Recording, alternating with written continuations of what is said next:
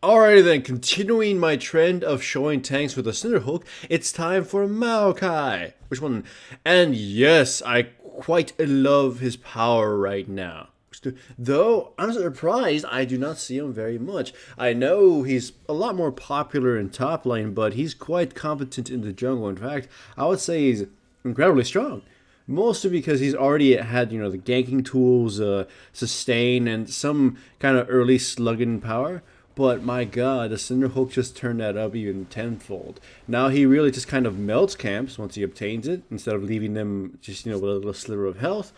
And he can be quite dangerous as he's really hard to kill in fights, and your Cinderhulk starts ticking away at their health.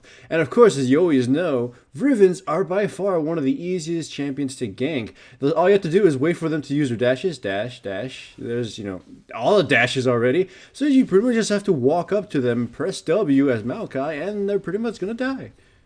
So, easy to kill in Riven. And then Xin Zhao shows up for some goddamn reason, and I slam him in the face. It takes a lot of free, easy damage from Kennen. He flashed towards me, but it's kind of ended up in his death. And then, boom. There you go. Maokai just punishes champions that all in so hard. He can react very quickly.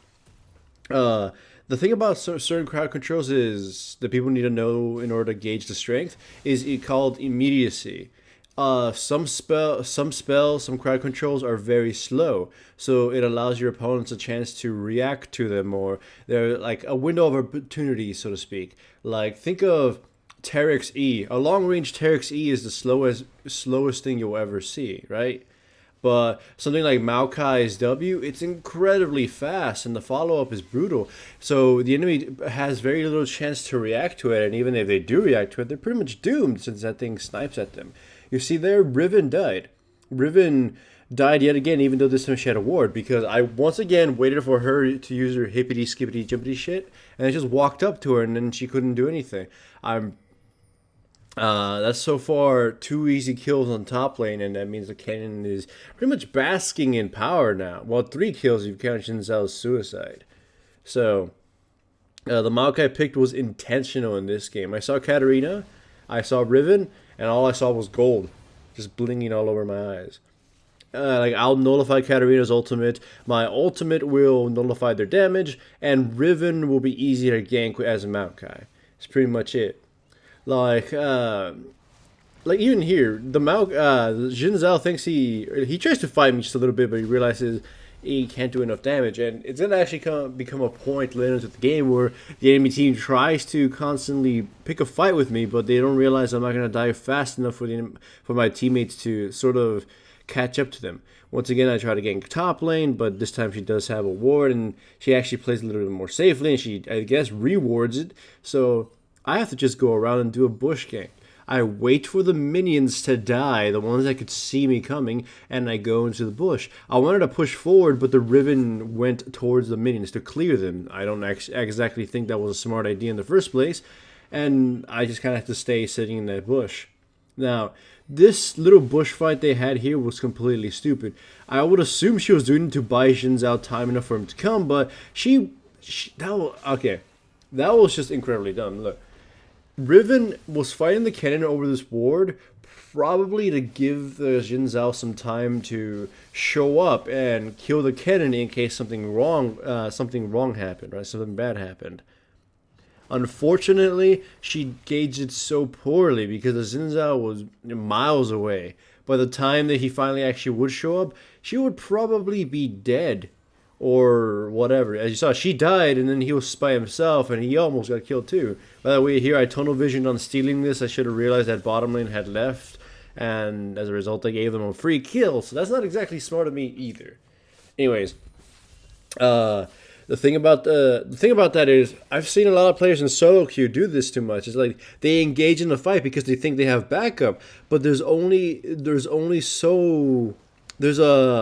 the range or an effective range in which their support would be useful, or in which their backup would be useful. It's like, yeah, you want backup from someone like Master Yi, but he's pretty much all melee. So if you fight a guy when he's 5 seconds away, there's likelihood he's not going to be able to contribute to that fight. And by the way, this is what I meant by picking a fight with me, even though there's no chance I die quick enough. Look, my teammates are actually going to start collapsing onto him, and he decided to stick around and fight. I mean, I managed to kill him by myself, but you saw how little damage he did to me and how slow I was dying. Even if I didn't have the power to kill him, I probably would have died so slow that my teammates would have been able just to squeeze in on him and kill him. So, again, this is kind of a good example about time so far. It's like the enemy team has been doing so poorly when it comes to factoring in time. The gank on Riven, that was horrible timing. You know, going in on the cannon before your Xin Zhao was within any effective range, right there. Or the Xin Zhao wasting his time trying to fight me, not realizing that fighting me and taking a while to kill me would have given my teammates enough time to actually just get there and punish him for that. The Riven right there kind of just wasted. Well, no, she just wasted her health and tried to pick in a fight with me when she couldn't. And then I killed Katarina for the same thing. I hope you notice how I do this a lot. In fact, the Nautilus game the Nautilus game the other day also showed this, where I was able to gank the enemy Katarina just by walking up to her. You can gauge the effective range of your teammates by looking at your minimap. Sort of gauge how fast they're moving and how fast they might get to where you will be. I'm trying to come up with a comparison on the go, but I honestly can't.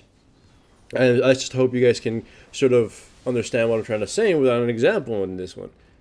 Either way, yeah, the enemy team's been thoroughly punished. Too much overconfidence, I would say, or too much overexertion. Right there, the Riven just flat out ignored me because she knew I'd probably kill her anyways. Andy scores a triple kill, and the Katarina scores a triple kill too. So the Katarina is honestly going to be the biggest problem in this game for us, though we have enough ways to shutting her down. Now, one thing I hope you may have noticed in this is that my team comp is actually really bad, despite the fact that we're winning early on. It's a very wombo combo based kind of fighting team. By the way, here I just kind of walked into a sodomy room, so I should have not gotten into this blind. I don't know what the hell I was trying to do right there. So as I was saying, my team comp is all wombo combo based. If any one of us fuck up in our team fights, we will probably die.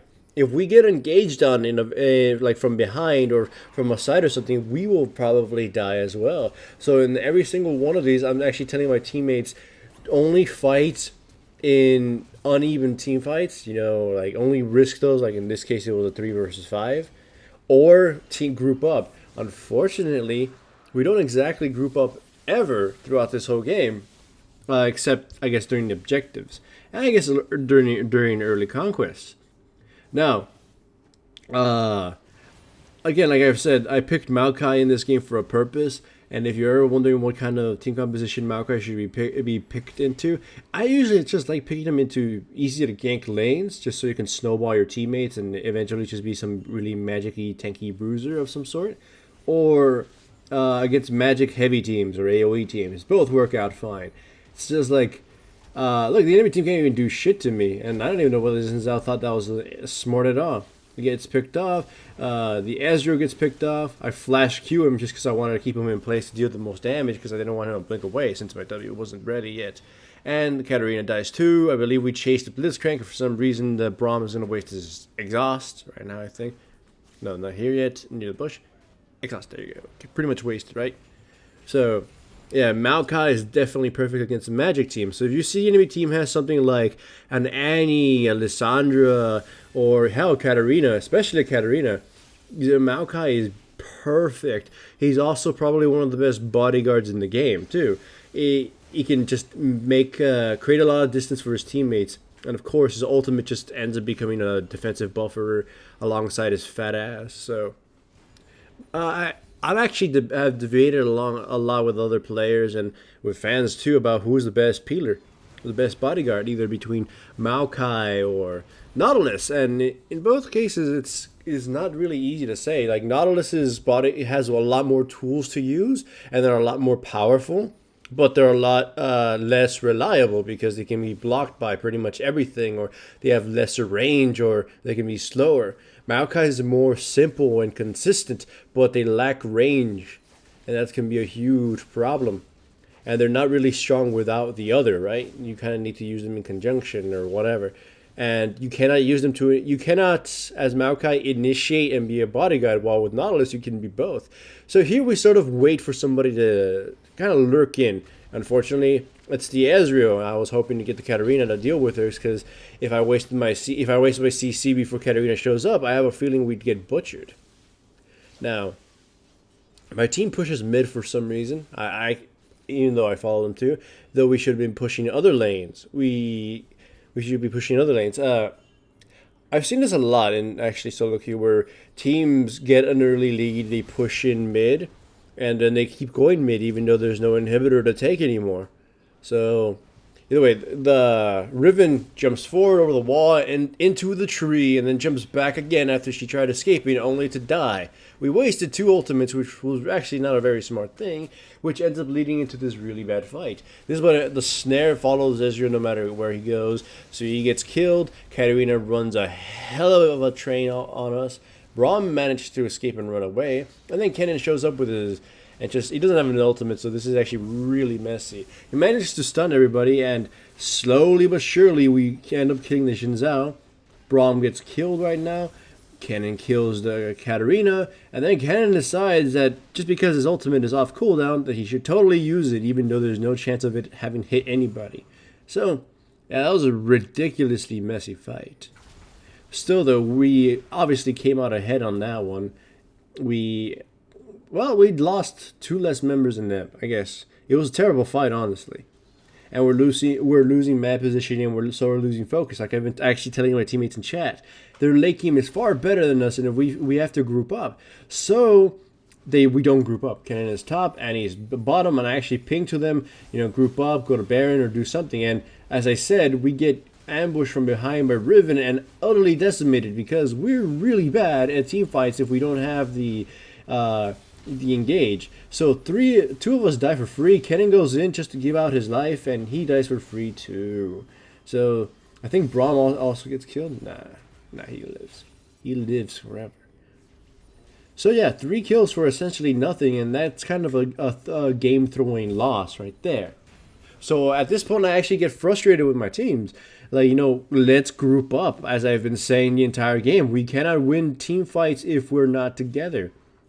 So they finally start sort of listening, though it's kind of taking them a while. And watch this. This is actually another beautiful and perfect example about time. Well, it's actually not going to happen immediately, but just watch the spacing of the enemy team. They're all over the place. If we were to engage on Xin Zhao or Riven, the rest of the teammates wouldn't be able to collapse on us as quickly as they should be. We might get a few free hits or some spells with very little retaliation. Well, especially watch the Xin Zhao during this. I believe we do get the inhibitor, and then the enemy team backs away, but he moves forward. The enemy team has absolutely no way of reacting to this, so Xin Zhao essentially dies for free.